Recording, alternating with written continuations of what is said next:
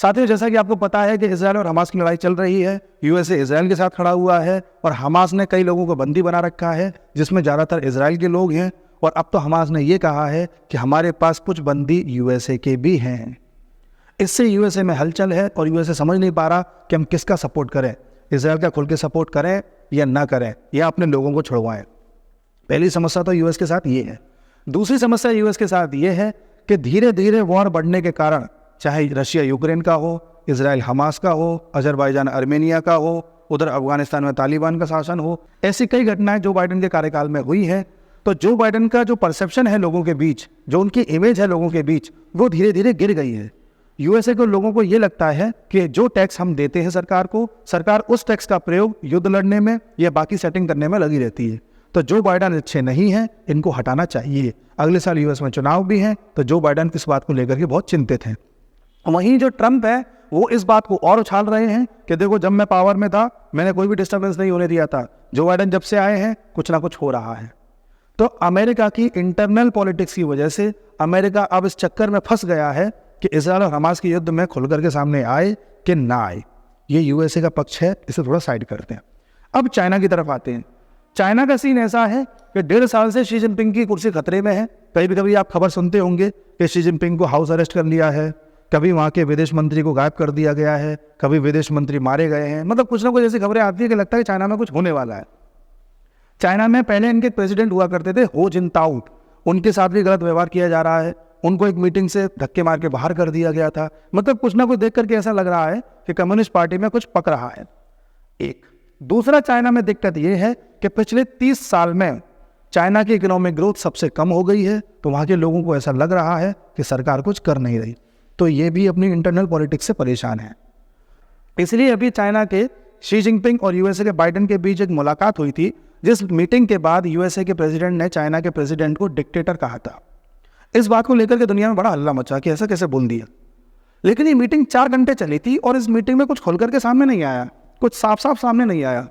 जहां तक अनुमान लगाया जा रहा है, अनुमान ये है कि इस मीटिंग में ये तय किया गया है, चाइना ने यूएसए से कहा कि तुम क्वाड पे ज़्यादा काम मत करो। क्वाड मतलब 4 देशों का एक समूह है, जिसमें यूएसए, इंडिया, ऑस्ट्रेलिया और जापान शामिल हैं।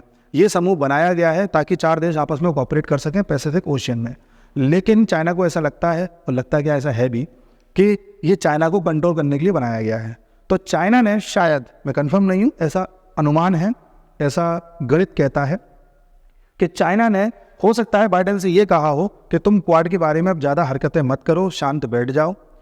और यूएसए ने चाइना से ये कहा हो कि तुम भी ताइवान वाइवान का इशू मत उठाना, पहले हमारे चुनाव हो जाने दो, उसके बाद बात करेंगे। प्लस इजराइल और हमास के बारे में भी ज़्यादा मत भूलना। इसलिए चाइना भी शांत पड़ा है। यूएसए अब चाह रहा है कि इजराइल और हमास का जो युद्ध है अब ये समेट दिया जाए और इसे ख़त्म किया जाए। बात समझ में आ गई? इन दोनों के इंटरनल पॉलिटिक्स की क्या दिक्कतें हैं, आप क्लियर हो गई। अब तीसरी चीज़ देखिए, अभी 10-12 दिन पहले पुतिन आए थे यूएई। पुतिन पिछले 1.5 साल में पहली बार अपने देश से बाहर निकले हैं और पहली यात्रा करी है अरब की, यानी कि यूएई की। पुतिन यहाँ क्यों आए हैं? क्योंकि पुतिन अब ये जताना चाहते हैं कि जिस अरब पर यूएसए का शासन हुआ करता था, या जिन अरब देशों को यूएसए अपने इशारों पर नचाता था, अब मैं आ गया हूँ, मैं इन्हें अपने इशारों पर नचाऊंगा। यूएसए दम है तो आकर के मेरे से भिड़। यूएसए भिड़ना नहीं चाह रहा, मैं आपको बता चुका क्यों। रशिया खुल करके सामने आ गया है। क्यों आ गया है? कि रशिया और यूक्रेन के वॉर में पुतिन अब काफ़ी हद तक अपनी स्ट्रेटजीज में जीत चुके हैं, जिसमें अफ्रीका के देशों को प्रसन्न करना, यूरोप में मंदी लाना, यूक्रेन को काफ़ी हद तक पीछे धकेलना, रशिया की इकोनॉमी को रिवाइव करना और देशों के साथ संबंध बनाना। इन सब से रशिया की जो इमेज है वो चमक रही है। यूक्रेन थोड़ा सा बैकफुट पर जा रहा है, यूरोप बैकफुट पर चला गया है और अमेरिका कुछ स्टेप लेने के मूड में अभी है नहीं। पुतिन के लिए सबसे बेस्ट मौका है कि अरब में और बाकी देशों में अपनी छाप छोड़ी जाए और ईरान जैसा देश जो यूएसए के कट्टर है, इन दोनों में 36 का आंकड़ा है, ईरान को भी अपने साथ मिलाया जाए और इंडिया को भी अपने साथ मिलाया जाए। क्यों ना एक फ्रंट तैयार किया जाए जिसमें ईरान, इंडिया और रशिया तीनों शामिल हों। यही कारण है कि पिछले 10-12 दिन से आपने देखा होगा पुतिन इंडिया की या मोदी की बड़ी तारीफ कर रहे हैं।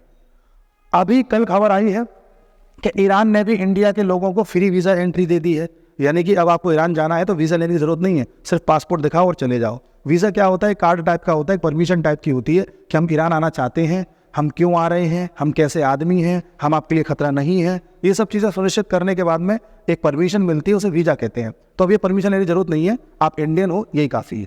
तो ईरान ने भी इंडिया को एंट्री दे दी। ईरान के राष्ट्राध्यक्ष अभी पुतिन से मिलने भी गए थे कुछ दिन पहले। पुतिन लगातार इंडिया की तारीफ कर रहे हैं, पुतिन अरब भी हुआ है, यूएसए अरब से पीछे हटना चाह रहा है। आप समझ रहे हैं, चाइना कुछ बोल नहीं रहा। तो ये बेस्ट मौका है रशिया के लिए अपनी पकड़ बनाने का। अब अगर यूएसए कूदा तो बाइडेन चुनाव हारे, यूएसए नहीं कूदा तो रशिया ने पकड़ बनाई। इंडिया से कोई कुछ कह नहीं रहा। चाइना के शी जिनपिंग ने क्वाड को नलीफाई करने के लिए या उसको कम करने के लिए यूएसए के प्रेसिडेंट से मुलाकात करी थी। शी जिनपिंग ने ऑस्ट्रेलिया के प्राइम मिनिस्टर से भी मुलाकात करी थी। शी जिनपिंग ने जापान के प्राइम मिनिस्टर से मुलाकात करी थी, लेकिन इंडिया के प्राइम मिनिस्टर से मुलाकात नहीं करी, क्योंकि शी जिनपिंग को पता है कि जापान, ऑस्ट्रेलिया और यूएस अपनी अपनी लोकल समस्याओं में घिरे हुए हैं, तो इनको उससे ब्लैकमेल करके हम डील कर सकते हैं। इंडिया इसकी बातों में नहीं आएगा, इसलिए हमसे कोई बात ही नहीं कर रहा, हमारी सिर्फ तारीफ कर रहे हैं, ये हमसे कोई कुछ बोल ही नहीं रहा, क्योंकि पता है इंडिया अपनी इंडिपेंडेंट पॉलिसी रखता है, ना किसी को लड़वाता है, ना किसी के यहाँ लड़ने जाता। तो इसे कैसे यूज़ करें? यूज़ उसको किया जाता है जिसका कोई ना कोई नेगेटिव पॉइंट आपके पास हो। इंडिया का कोई नेगेटिव पॉइंट ही नहीं है, ना हमने ये युद्ध करवाया, ना हम इनको सपोर्ट कर रहे, ना हम किसी से कुछ कह रहे, तो हम क्यों उल्टे सीधे डिसीजन लेंगे? बल्कि हमारे लिए जो बेहतर होगा हम वो डिसीजन लेंगे, चाहे वो किसी को भी बुरा लगे। इसीलिए चाइना और यूएस इंडिया से कोई प्रेशर बनाना नहीं चाह रहे हैं। वो बात अलग है कि यूएस खालिस्तान के मुद्दे को जिंदा रखना चाहता है, पन्नू को बचाने में लगा हुआ है। पन्नू ने इंडिया को कई धमकियां दी हैं, उसके बावजूद भी यूएस उस पर कोई एक्शन नहीं ले रहा। पन्नू पर कई सारे क्रिमिनल केसेस चल रहे हैं, यूएसए फिर भी कोई एक्शन नहीं ले रहा।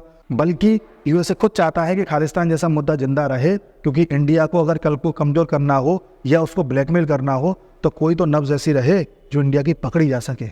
इसलिए यूएस खालिस्तान के मुद्दे के ज़रिए इंडिया को थोड़ा परेशान जरूर करना चाहता है, लेकिन बाकी लोगों को मुद्दा नहीं मिल रहा।